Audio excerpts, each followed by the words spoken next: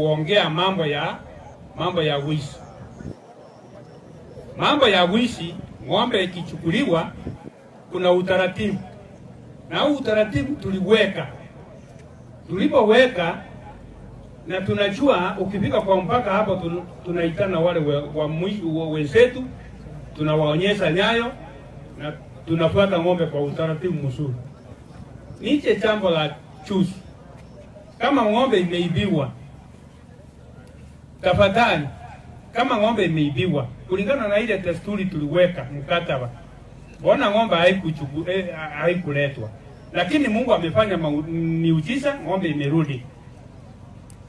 Wenzangu, shida ni gani kupigana kutoka hapa mpaka huko chini? Sasa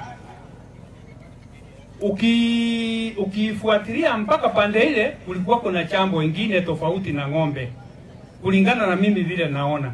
Lakini miwa kuchoma, miwa sio mtu alipigana na mwingine naye achomwe, hapana. Wenzangu, na waomba hivi, msiharibu chakula.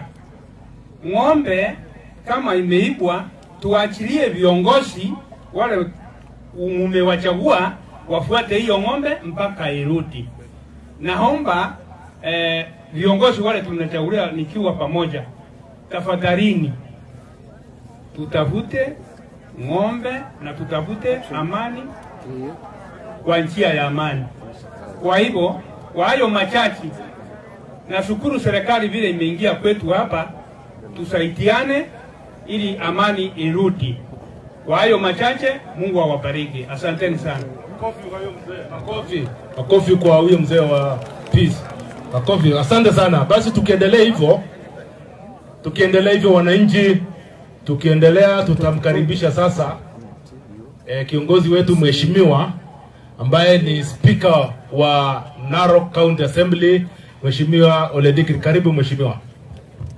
Asante.